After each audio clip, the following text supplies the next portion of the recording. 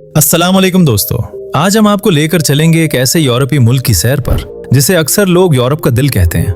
Europe के दूसरे ममालिक के लोग यहाँ आकर अय्याशी के मजे लेते हैं क्योंकि ये पूरे यूरोप में सबसे कम कीमत वाला मुल्क है और इसकी करेंसी भी पाकिस्तान के करीब है। जी हाँ, आज की मंजिल है हंगरी।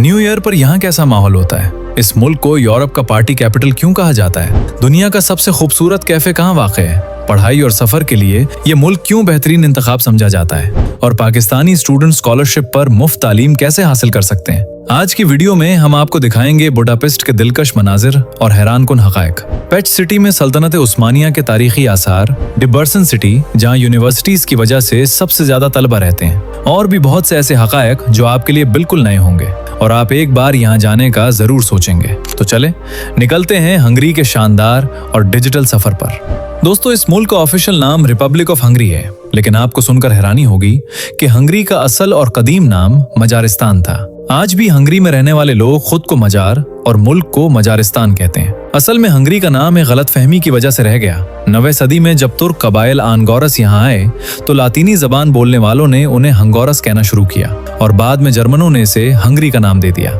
आज पूरी दुनिया उन्हें इसी नाम से जानती है।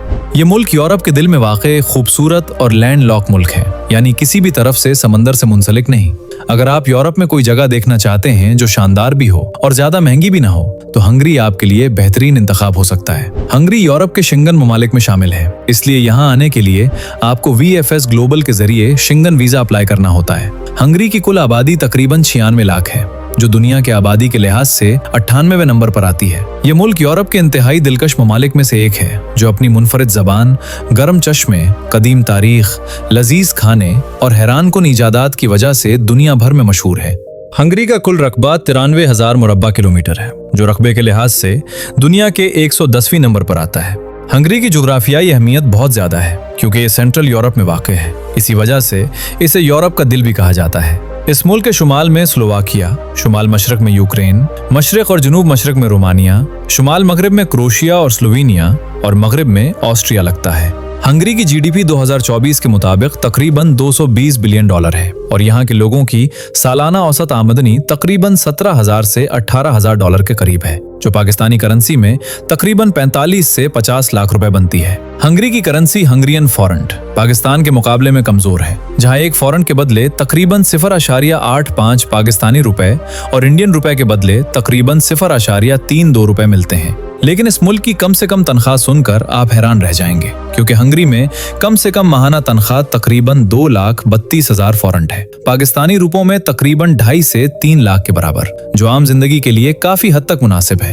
हंगरी के मौजूदा वजीर आजम विक्टर ऑर्बन है, जिनके बारे में कहा जाता है कि वो यूरोपीय ममालिक की यूक्रेन इमदाद पर कुछ तहफ़्फ़ुज़ात रखते हैं।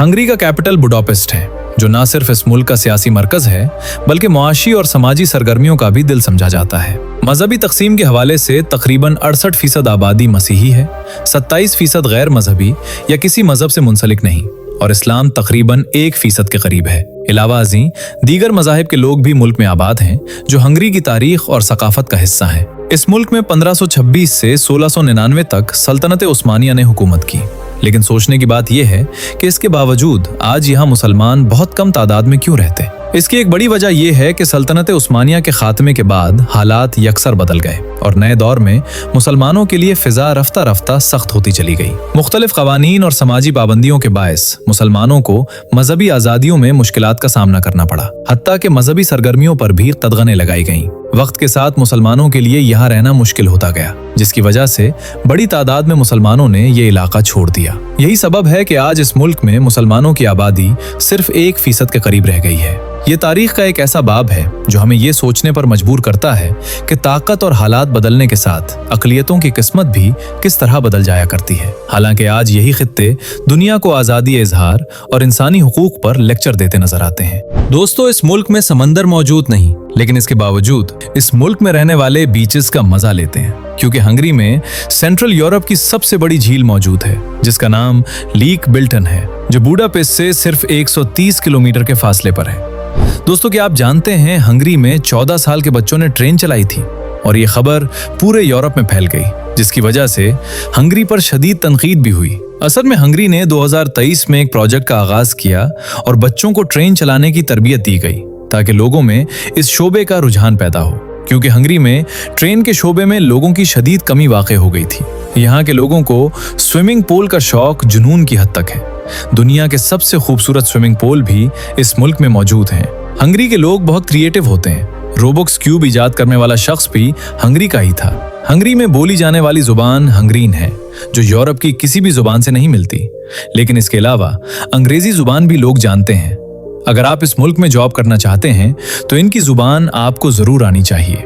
दोस्तों, तालीम के मैदान में ये मुल्क यूरोप के उन ममालिक में शुमार होता है जहां गैर मुल्की तलबा के लिए मौक़े खासे पुरकशिश समझे जाते हैं। यहाँ शरह खानदगी तकरीबन 98% के करीब है, जो इसके तालीमी मेयार की अक्कासी करती है।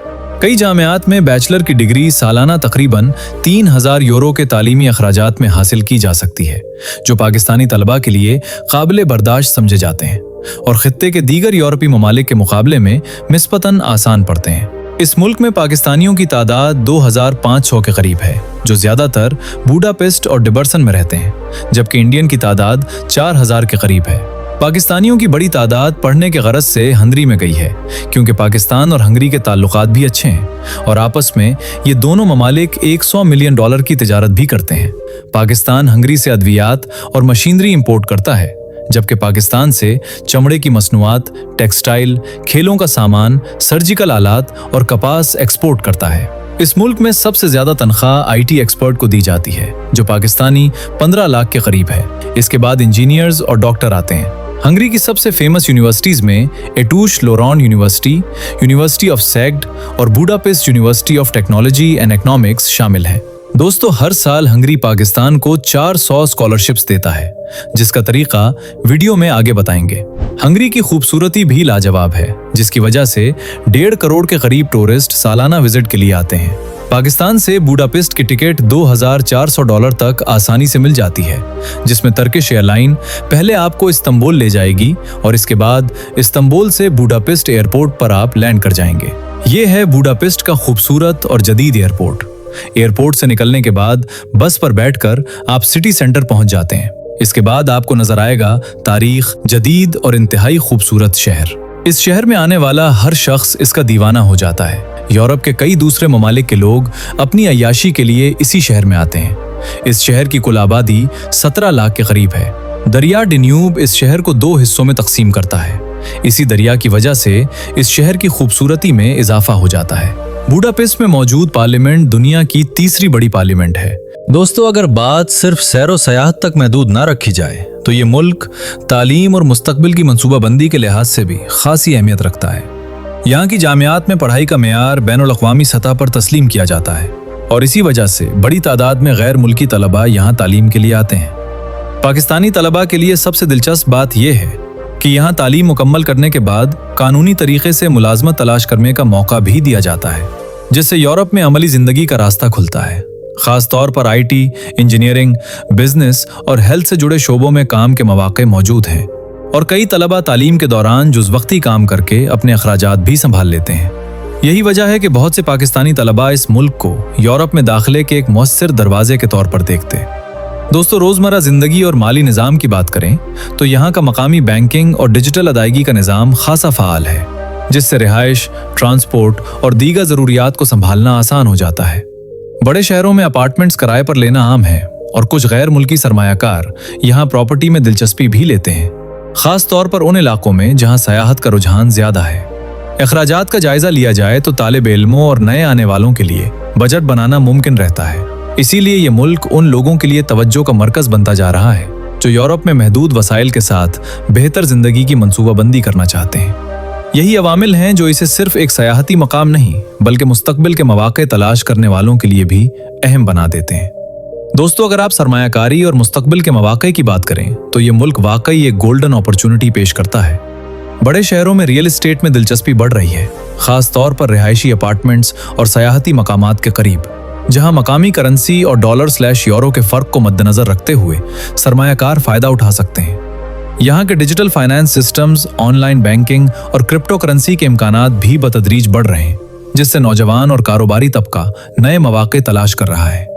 यही वजह है कि ये मुल्क आज सिर्फ तालीम या सयाहत तक महदूद नहीं, बल्कि पेशावर अफराद, सरमायाकार और एंटरप्रेन्योर्स के लिए भी स्ट्रेटेजिक हब बन चुका है। दोस्तों, ये थी आज की हमारी मालूमाती वीडियो कैसी लगी कमेंट में जरूर बताइएगा। नए दोस्तों से गुजारिश है चैनल को सब्सक्राइब और वीडियो को लाइक जरूर करें। अगली वीडियो तक अल्लाह हाफिज।